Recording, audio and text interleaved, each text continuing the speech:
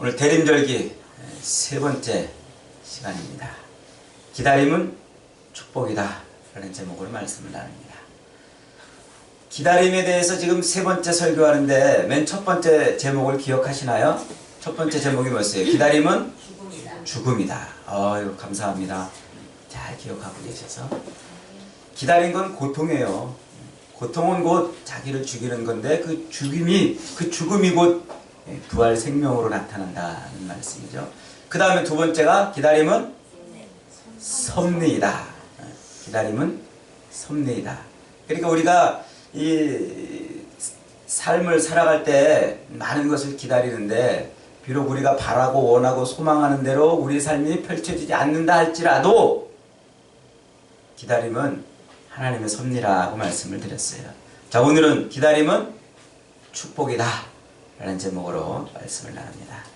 제가 얼마 전에 신문을 보니까 신문에 이 표제 타이틀이 이렇게 적혀 있더라고요. 시골 산부인과 병원들 다 짐 쌌다. 이렇게. 시골에 있는 산부인과 병원들이 다 짐을 쌌대요. 내용을 읽어보니까 아기가 안 태어나가지고 시골에는 아기가 도무지 태어나질 않으니까 시골에 있던 산부인과 의원들이 다 문을 닫은 거예요. 장사가 안 된 거죠. 현재 우리나라 출산율은 세계 최저 수준이래요. 최저 수준. 전 세계 230여 개 나라 중에서 제일 아기를 안 낳는 나라라는 거죠. 요대로 가면, 요대로 한 40년, 50년 이렇게 가면 이제 우리나라 인구가 아주 절반 이하로 줄어들 수도 있다 이렇게 말해요. 그리고 실제로 지금 이 상태 출산율을 가지고 한 100여 년쯤 가면은 우리나라 나라 자체가 사라질 수 있다는 거 아니에요? 나라 자체가. 그러니까 아기를 안 낳는 것이 이게 재앙으로 다가올 수 있어요.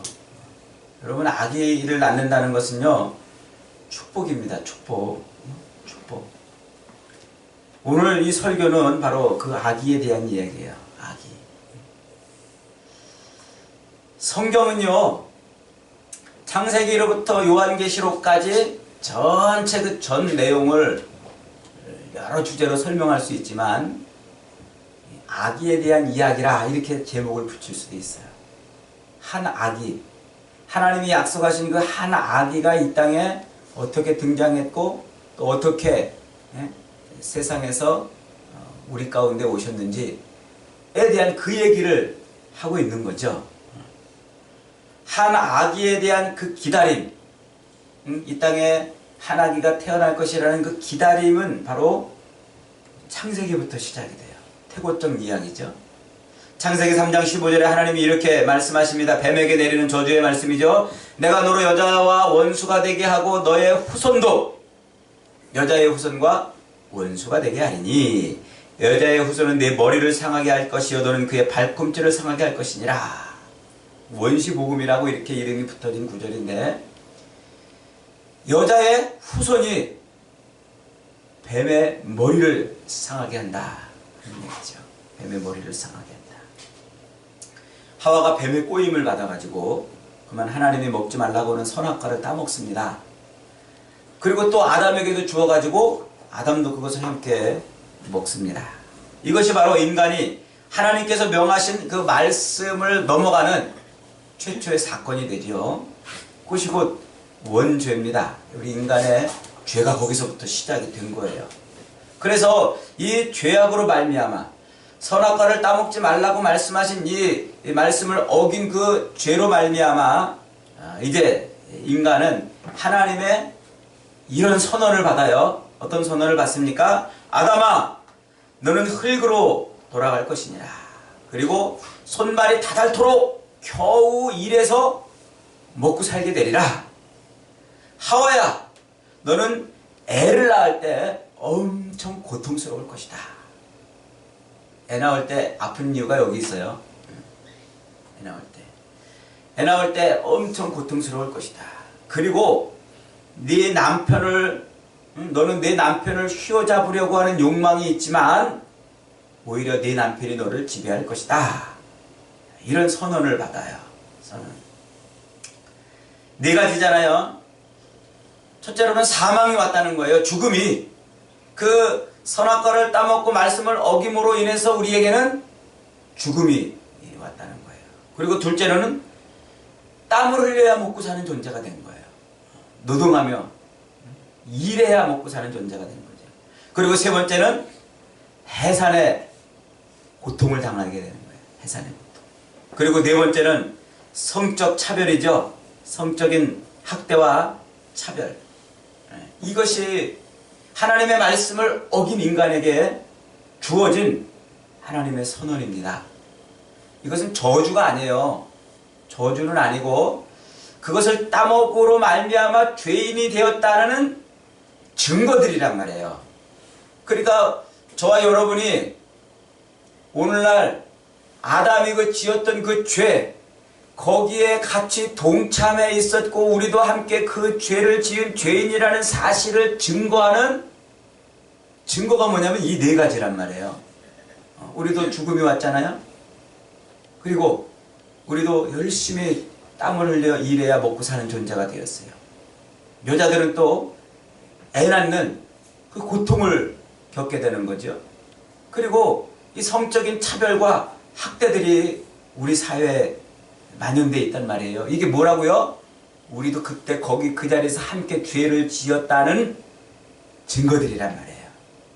증거들. 그래서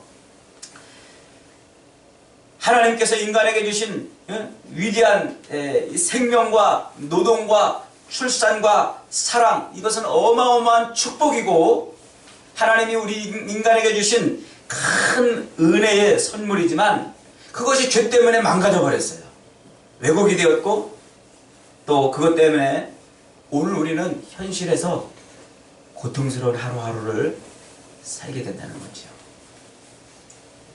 에덴 동산에서 꿈같은 삶을 살던 이 아담 부부는 순간의 실수로 말미암아서 인생의 복을 다 놓쳐버린 거예요. 걷어차버린 거죠. 그리고 심지어는 에덴 동산에서 쫓겨나기까지 합니다. 그런데 놀랍게도 아담이 에덴 동산에서 하와와 더불어서 쫓겨나면서 그 하와의 손을 잡고 에덴 동산에서 쫓겨나올 그때에 갑자기 하와의 이름을 지어줘요. 이름을.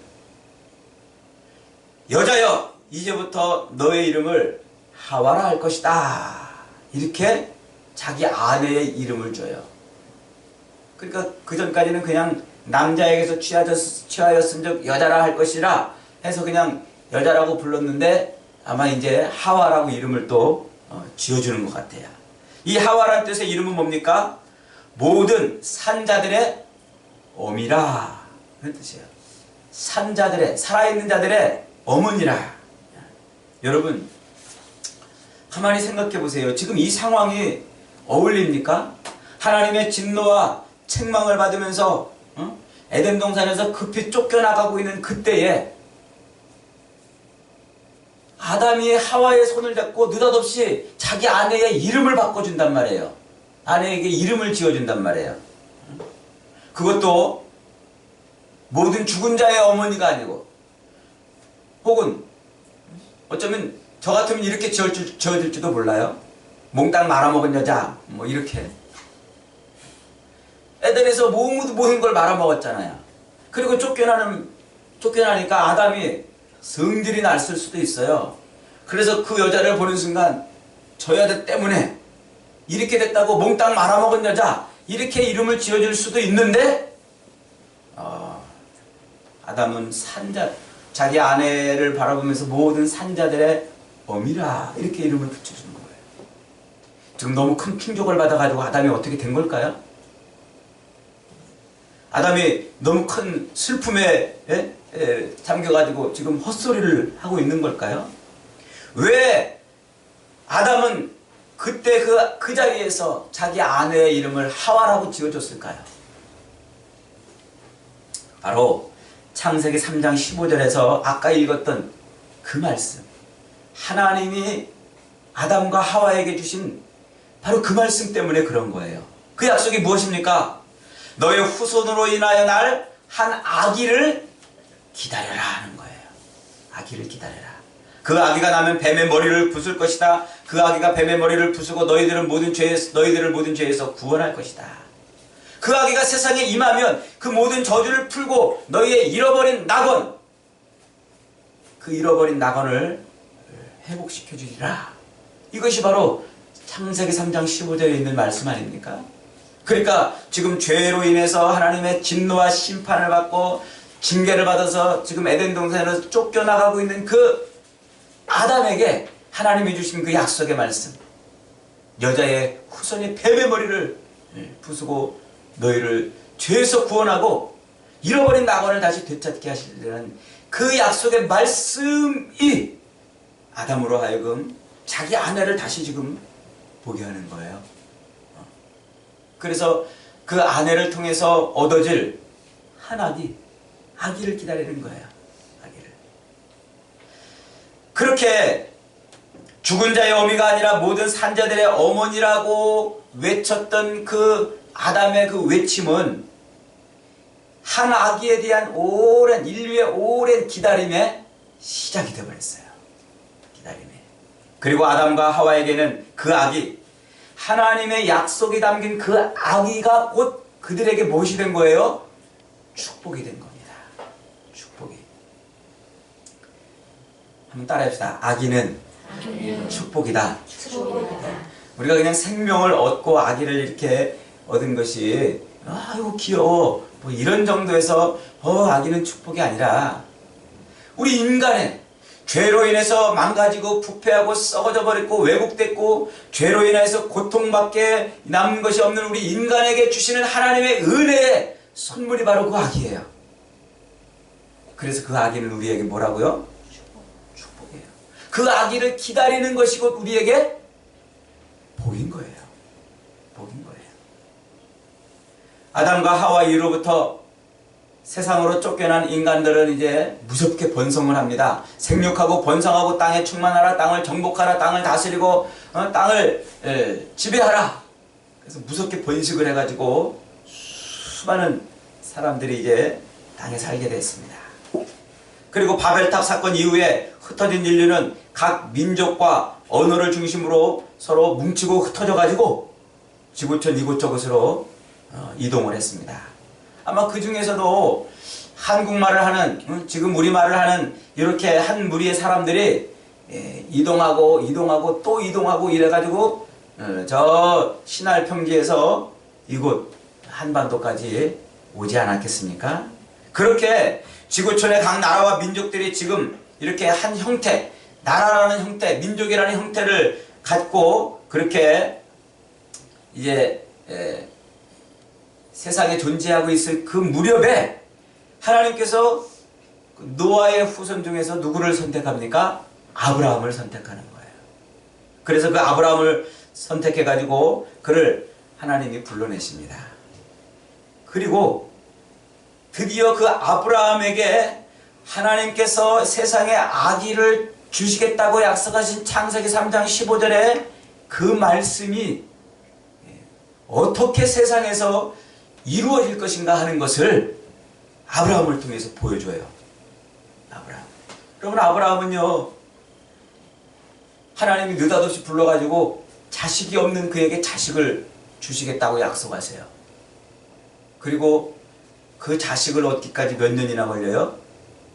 약 한 25년이 걸려요. 금방 주신 것도 아니에요. 아브라함은 하나님이 자기에게 아기를 주겠다고 하신 그 약속의 말씀을 받은 그 순간부터 그 아기가 태어날 때까지 긴 시간 동안 기다리고 실수하고 기다리고 실패하다가 그리고 마침내 아기를 얻어요. 그 아브라함이 아기를 기다리던 그 과정, 그의 삶의 그 그 과정들이 성경이 우리에게 아기를 기다릴 때는 어떻게 해야 된다 하는 것을 말씀해주는 바로 연극입니다. 아기를 기다릴 때는 어떻게 해야 된다고요? 기다려. 그냥 기다리는 거예요. 내가 무엇을 하는 것이 아니고 내가 이렇게 저렇게 내 몸부림으로 애쓰고 수고하는 것이 아니고 그 아기는 이렇게 기다려야 된다. 그렇게 기다릴 때 그 아기를 통해서 우리에게 하나님의 은혜가 어떻게 임하는지를 보여주는 한편의 연극인 거예요. 그래서 아브라함의 인생에 그 아기의 기다림은 대단히 중요합니다. 아브라함은 하나님으로부터 아들을 주시겠다는 약속을 받았지만은 금방 얻지를 못했어요. 오래 기다려야 됐죠. 기다리는 동안 자기 아내 사례도 할머니가 되어버렸어요. 할머니가 됐다는 게 뭐예요? 아기를 더 이상 생물학적으로 가질 수가 없게 됐다는 거죠. 그 오랜 기다림에 지친 아브라함은 잠깐 흔들려가지고 실수를 합니다. 자기 조응을 자기 후사로 생각해가지고 세우려고 하기도 했고, 또 자기 아내의 여종이었던, 몸종이었던 하가를 통해서 아들을 낳는 그런 일들을 하게 되죠. 그러나 하나님께서는 하나님이 아브라함에게 아기를 주시겠다고 약속을 하시고서 아브라함의 인간적인 노력으로 얻은 그 모든 것들을 다 아니다라고 말씀하세요. 하나님이 주시겠다고 약속하신 그 약속의 말씀을 아브라함이 이루려고 이렇게 몸부림치고 저렇게 애쓰고 수고해가지고 얻었던 그 아들을 하나님은 꽝이라고 선언을 해버리세요. 그리고 뭐라고 말씀하세요? 내가 주는 아기가 진짜 아기라 라고 말하는 거죠. 하나님의 약속의 말씀을 받았고 그 말씀을 육신적인 생각으로, 육신적인 방법으로, 육의 방법으로 얻은 육의 자녀는 하나님의 약속을 담을 수 없다는 것을 보여주는 겁니다. 여러분, 우리가 신앙생활하면서요, 하나님이 저와 여러분에게 하나님의 약속을 주시잖아요. 그러면 그 약속을 절대로 무엇으로 담을 수 없다고요? 육신적인 방법으로 담을 수 없다는 거예요. 육신적인 방법이 아니에요. 하나님의 말씀은 하나님의 방법으로 이루어집니다.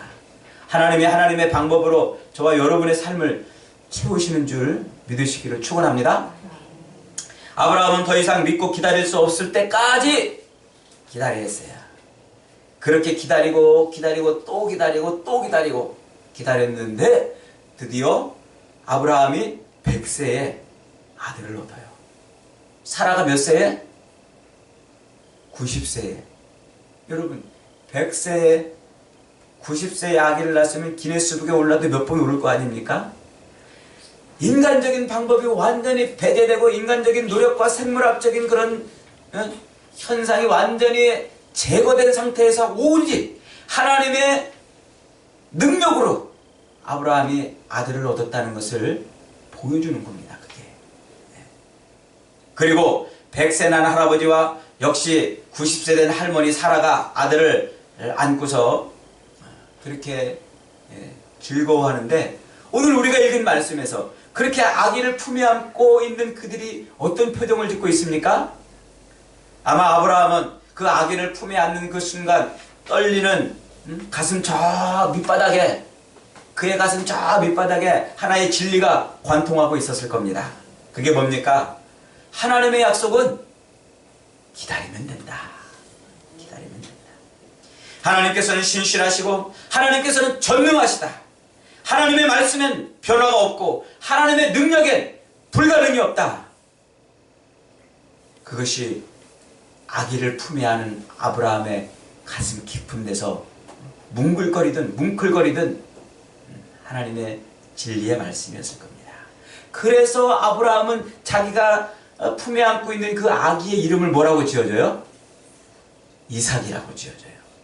이삭은 웃음이라는 뜻이에요. 웃음. 자기를 웃게 했다는 것이죠. 이게 하나의 워드플레이인데, 천사들이 와가지고 아브라함에게 야 아브라함아 이만 이렇게 해가지고 너에게 아들을 주겠다 그랬더니 사라가 장막 뒤에서 그 소리를 듣고서 피식 웃었어요. 아이고 웃기고 있네. 내가 이 나이에 무슨 애기를 가져. 어이구 망치게라. 아이고 웃기고 있네. 조롱하고 조소의 웃음을 띄었어요. 그런데 하나님이 진짜 아들을 주신 거예요. 이 웃음은 조롱의 웃음, 조소의 웃음이 아니라 하나님의 그 진리의 말씀이 어떻게 이루어지는지를 깨달은 그런 은혜의 웃음이었어요. 은혜의 웃음. 웃기고 있는 게 아니에요. 진짜 하나님이 자기를 웃기시는 은혜를 체험하는 것이죠. 그래서 하나님의 신실하심과 전능하심과 자비하심 때문에 그는 웃고 그 웃음의 의미를 자기 아들 이름에 담았어요. 하나님이 나를 진짜 웃기시는 분이다. 여러분 이런 경험 해보신 적 있어요? 하나님이 정말 우리를 웃기시는 경험을 해보신 적 있어요? 하나님께서 하시면요, 웃기고 있는 애가 아니고 진짜 우리 인생에 하나님의 깊은 진리를 맛보는 웃음이 터져나옵니다. 무엇도 막을 수 없고 누구도 막을 수 없는 그런 웃음. 세월이 갈수록 이런 웃음이 더욱더 우리 인생을 살만하게 하는 것 아니겠습니까? 저와 여러분에게도 이런 웃음이 날마다 터져나올 수 있는 은혜가 있기를 축원합니다. 아멘. 그렇게 아브라함이 이삭을 얻은 다음에 2000년이 흘렀어요. 신약으로 다시 넘어와 봅니다. 예루살렘에 시므온이라고 이름을 부르는 의롭고 경건한 할아버지 한 분이 있었어요. 그는 이스라엘의 위로를 기다리고 있었어요. 이스라엘의 위로. 조상 대대로 내려오던 그 아기를 기다린다는 뜻이에요. 유대인들에게 하나님이 창세기 15장에서 약속하신 그 여자의 후손, 그리고 다윗을 통해서 약속하신 다윗의 후손, 그리고 선지자들이 말씀하신 한 아기에 대한 그 소망, 이스라엘을 위로하시겠다고 약속하신 그 아기를 이 할아버지가 기다리고 있던 거예요. 근데 그는 하나님으로부터 특별한 계시를 하나 받아요. 야, 시므온아, 너는 아기를 보기 전에, 그 오겠다고 이 땅에 보내주겠다고 약속하신 그 아기를 보기 전에 너는 절대 죽지 않을 것이다. 이런 계시를 받아요. 그래가지고 그가 나이를 먹고 할아버지가 됐는데도 진짜 죽지 않고 있었습니다. 그런데 이제 거의 죽을 때가 다 됐습니다. 이제나 죽을까 저제나 죽을까 그러고 있는 그때, 그 아기를 기다리고 있는 그때, 보기 전에는 안 죽는다는 그 말씀 가지고 기다리고 있던 그때 성령이 감동합니다. 성령이 감동해가지고 시므온으로 하여금 성전으로 들어가라. 오늘 네가 그 아기를 볼 것이다. 말씀해줘요. 그는 뛰는 가슴을 진정시키며 성전으로 달려갔습니다. 그리고 그는 거기서 요셉과 마리아를 봅니다. 그 요셉과 마리아의 품에 안겨있는 그 아기 예수를 보는 거죠. 마리아가 아기를 낳고 40일 만에 정결 예식을 하러 성전에 올라온 그 틈에 그들의 품에 안겨있는 아기를 보는 거예요. 어린 양이나 가난한 자들은 비둘기로 제물을 드리는데 요셉과 마리아는 비둘기로 제물을 드렸어요. 가난하다는 거죠. 가난하다는, 형편없는 그런 삶을 살고 있었던 사람들이라는 겁니다. 그때 마리아의 품에 있는 그 아기를 보자마자 시므온의 영이 깊어서 춤을 춥니다. 그 아기가 바로 그 아기예요. 기다리던 바로 그 아기. 그는 다짜고짜 마리아와 요셉의 품에 안겨있던 그 아기를 뺏었습니다. 그리고 자기 품에 안고서는 하나님을 찬양합니다. 29절로 32절, 주제여 이제는 말씀하신 대로 종을 평안히 놓아주시는군요. 내 눈이 주의 구원을 보았사오니 이는 만민 앞에 예비하신 것이요 이방을 비추는 빛이요 주의 백성 이스라엘의 영광이니이다. 아기를 품에 안고 그는 그런 찬송을 부릅니다. 어리둥절해하는 요셉과 마리아를 축복한 뒤에 시므온은 이제 그 어머니 마리아를 향해서 예언을 합니다. 두 가지 예언을 하죠.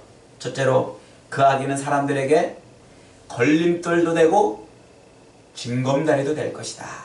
걸림돌도 되고 디딤돌도 될 것이다 하는 거예요. 같은 돌인데 어떤 사람에게는 그 돌이 걸림돌이 되고 어떤 사람에게는 그 돌이 디딤돌이 된다는 거예요. 어떤 사람들은 그 돌 때문에 한 걸음 한 걸음씩 천국을 향해 가지만, 그러나 어떤 사람들은 자꾸 그 돌 때문에 걸려 넘어지게 되는 것이죠. 걸려 넘어지는 사람들은 예수님 때문에 열받고, 예수님 때문에 불쾌하고, 예수님 때문에 분노하고, 예수님 때문에 짜증나고, 예수님 때문에 속상하고 그런다는 거예요. 그런데 어떤 사람들은 예수님 때문에 기쁘고 예수님 때문에 신나고 예수님 때문에 삶에 살아갈 이유가 있고 예수님 때문에 행복해진다는 거예요. 여러분은 지금 예수님 때문에 기쁩니까? 아니면 화가 나십니까? 잘 모르시겠어요? 우리가 이렇게 하나님 앞에 나와서 예배의 자리에 앉아있다는 이것만으로도 예수님은 여러분의 인생의 걸림돌이 아니고 징검다리, 디딤돌인 줄 믿으시기 바랍니다. 아멘. 이렇게 나와 있는 것만으로도요, 예수님은 우리 인생의 디딤돌이 되어 있는 거예요. 예수님이 우리 인생의 디딤돌이기 때문에 우리가 이렇게 앉아서 예배할 수 있는 것이죠. 세상을 구원할 메시아를 기다린 이 유대인들을 비롯하여 많은 세상 사람들은 그 메시아가 하나님께서 이 땅에 그 아기의 모습으로 올 것이라고는 상상도 하지 못했습니다. 상상도. 인간 중에 한 영웅이 등장할 것이라고 기대했습니다. 그런데 아담이 기다렸던 그 아기는 하나님께서 직접 사람의 몸을 입고 오신 거예요. 사람의 몸. 그것도 왕궁에서 나타난 것이 아니고 큰 힘과 능력을 가지고 있는 것이 아니고 가난하고 사람들이 관심 두지 않고 무시하고 멸시하고 별로 신경 쓰지 않는 그런 모습으로 이 땅에 오신다는 것이죠. 세상 사람들은 세상을 구원할 메시아라면 왕으로 온다고 믿었습니다. 군대와 돈을 가지고 와야 한다고 믿었습니다. 칼로 싸워서 구원해야 된다고 생각했습니다. 그런데 그리스도는 가난하게 짝이 없는 한 목수의 가정의 아들로 오셨습니다. 군대와 칼이 아니라 십자가에 달려 죽임을 당하셨습니다. 세상에 속한 사람들은 도무지 이런 자가 우리 인류를 구원할 것이라고, 이런 자가 우리 사람들을 구원할 메시아라고 인정할 수가 없었습니다. 사람들이 바라고 또 영웅하고 사람들이 바라고 기대하는 영웅하고는 너무 거리가 멀었던 것이죠. 하지만 하나님은 가장 약한, 연약하고 보잘것없고 볼품없는 아기의 모습으로 이 땅에 오셨어요. 처녀의 몸을 빌려서 이 땅에 오셨어요. 여러분, 하나님께서 그 아기를 기다리고 바라던 그 아기를 이 땅에 보내셨다는 것은요, 그것도 처녀의 몸을 통해 가지고 아기를 이 땅에 보내셨다는 것은 우리에게 무엇을 말하려는 걸까요? 그것은 곧 세상에 하나님께서 이 땅에 아기를 보내신 것은 그가 죄 아래에 있는 사람이 아니라 천지와 그 모든 법칙을 만드신 거룩한 하나님이시라는 사실을 보여주는 증거가 되는 거예요. 처녀의 몸으로 불가능한 방법으로 이 땅에 하나님이 오신 것 아닙니까? 또 그가 십자가에 죽임을 당한 것은 인간의 구원이 병이나 가난이나 억압이나 정치나 경제, 사회적인 것이 아니라 하나님의 저주와 사망과 지옥과 죽음에서, 사탄의 사슬에서 구원받는 것, 그것이 인간의 구원이라는 것을 말해주는 겁니다. 그리스도는 세상 나라가 아니요 영적이며 영원한 나라라는 것을 보여주는 것이죠. 예수님의 십자가는 세상 사람들에게 영원한 생명을 주는 생명나무요, 선악을 알게 해주는 지혜의 나무입니다. 성령을 받지 못한 사람들에게는 예수님의 십자가가 미련한 것이고 걸림돌이지만, 성령을 받은 성도들에게는 십자가가 사단의 머리를 부수고 택함을 받은 영원한 구원을 얻는 능력이 되는 것이에요. 그것이 아기를 기다리던 인류에게 주시는 하나님의 축복이죠. 여러분, 그 축복이 오늘 저와 여러분에게 임한 줄 믿으시기 바랍니다. 아멘. 시므온이 마리아에게 던진 두 번째 말씀은 그 아기 때문에 마리아의 마음이 어떻게 될 것이라는 거예요? 칼로 찌르듯 하리라 그래요. 여러분, 얼마나 기분 나빠요. 느닷없이 할아버지 한 분이 와가지고 자기 품에 있는 아기를 뺏어가지고는 찬송을 하더니 자기한테 무슨 예언을 하냐면은 이 아기 때문에 네 마음이 칼로 찌르듯 하리라 그러는 거예요. 여러분, 우리가 살면서 말 실수를 덜어 좀 하잖아요. 예전 교회에서 사역할 때 어느 새댁이 이제 아기를 안고 처음 교회 온 거예요. 그러면 그 아기를 보고서 다 뭐 해줘야 돼요? 응? 아이고 이쁘다. 아이고 어쩜 이렇게, 어쩌면 엄마 아빠의 이쁜 데만 이렇게 골라 닮았나, 이렇게 말해줘야 돼요. 근데 아이고 눈이 찢어졌네. 야야야, 너는 비 오면 다 코로 들어가겠다. 그러면 안 돼요. 뭐 해줘야 된다고요? 축복해주고 좋은 말만 골라서 해주세요. 우리 소풍교회도 이제 애기들이 오면은 여러분 꼭 그래주세요. 아이고 얘는 어쩌면 이렇게 이렇게 이쁘게 생겼냐? 아이고 얘는 천사가 내려왔나봐. 이렇게 말해줘야지. 아 얘는 왜 눈이 이렇게 생겼어? 야 너는 왜 코가 이렇게 벌렁벌렁하냐? 이러면 안 돼요. 근데 시므온이 지금 그러는 거예요. 마리아를 보고 이 아기 때문에 네 마음이 칼로 찌름을 당하리라. 이야, 예수님을 온 몸으로 그리고 온 마음으로 자기의 모든 인생을 걸고 예수님을 받았는데 왜 예언이 이렇습니까? 당장 팔자가 바뀌고 부자가 되고 성공해도 부족한 판에 예수님 때문에 마음이 칼로 찌름을 당한다니요. 100번 양보해도 이것은 받아들이기 어려운 이야기입니다. 처음 본 노인의 입을 통해서 하나님께서 하신 말씀, 그 아기로 인하여서 칼이 내 마음을 찌르듯 하리라. 여러분, 이 마리아가 얼마나 기가 막히게 아기를 낳았어요. 결혼도 하기 전에 아기를 가졌다는 그 불명예를 뒤집어 쓰고서 사람들의 눈치를 보고 그렇게 시간을 보내면서 아기를 낳았습니다. 게다가 이 아기는 이 아기를 키우는데 자기 남편은 일찍 죽었어요.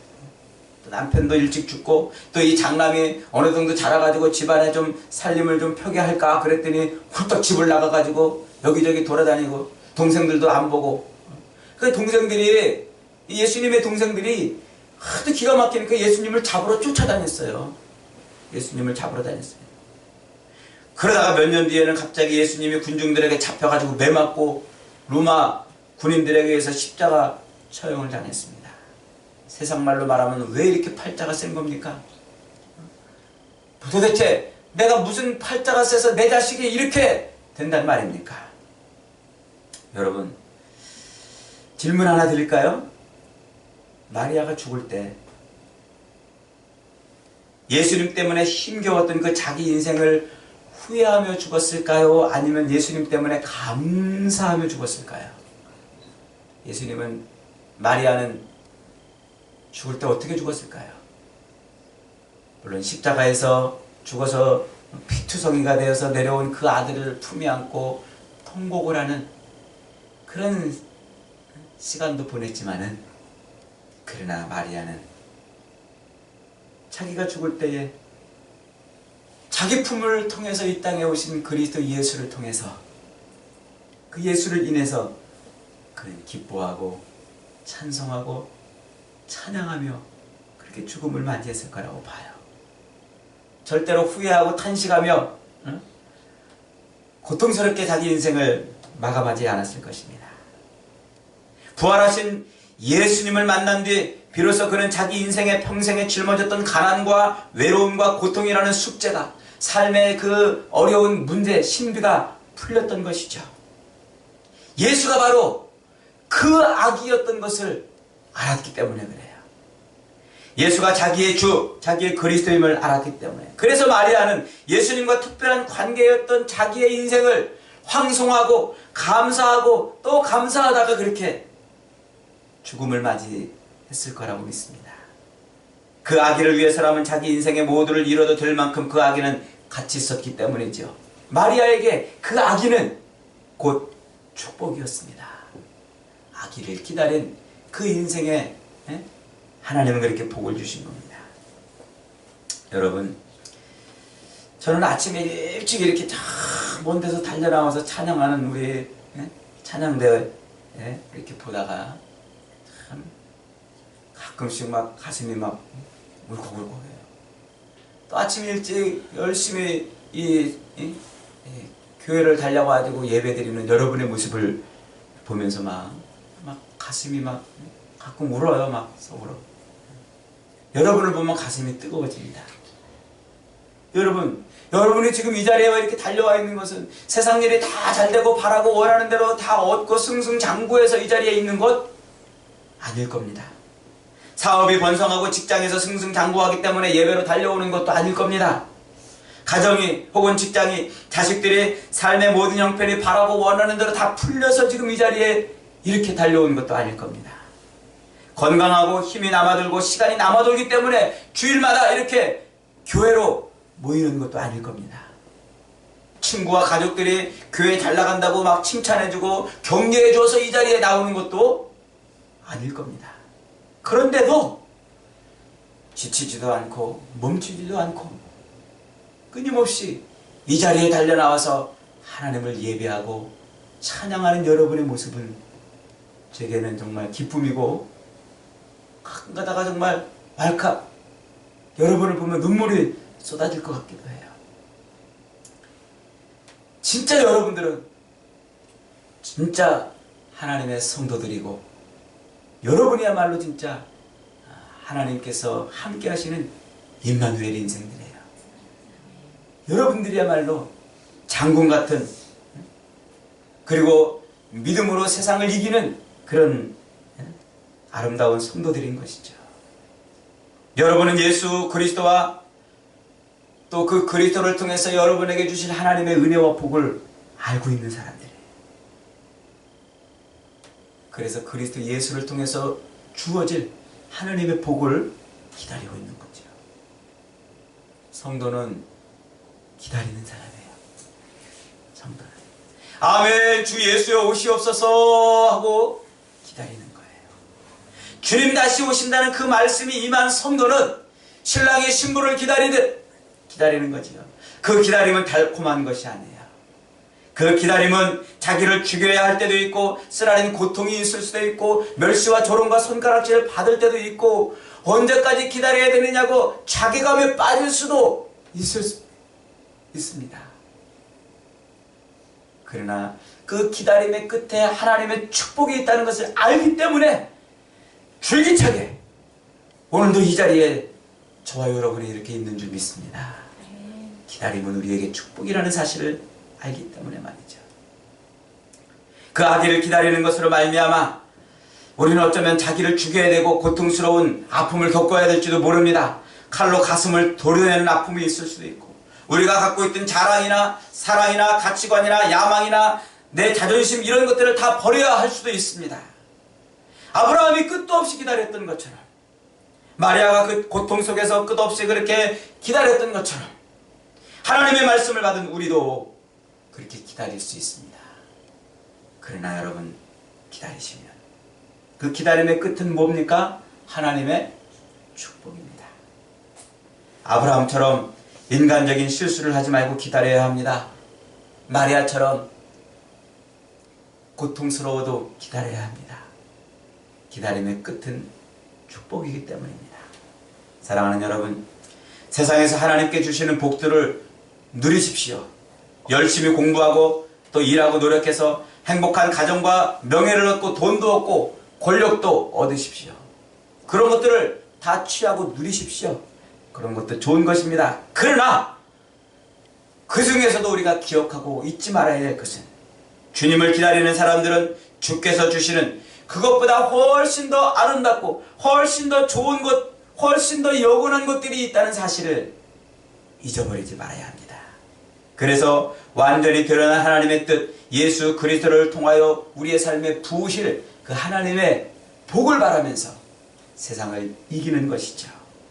여러분, 하나님께서는 여러분을 예수 그리스도의 사람으로 택하고 부르셨습니다. 그것은 예수 그리스도 안에서 가장 좋은 것을 또 영원한 것을 여러분의 인생에 주시겠다는 하나님의 말씀입니다. 힘들고 어렵지만 답답하고 괴롭지만 정말 속상하고 또 때로는 고통스럽지만 그러나 하나님의 말씀을 받았다면 기다리십시오. 기다리시면 하나님의 복이 채워질 것입니다.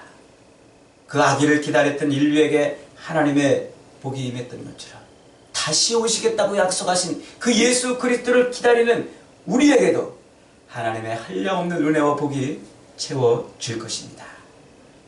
기다림은 축복이라는 이 놀라운 말씀이 저와 여러분의 삶에서 구현되는 그런 삶을 날마다 살아가시기를 주님의 이름으로 축원합니다. 아멘.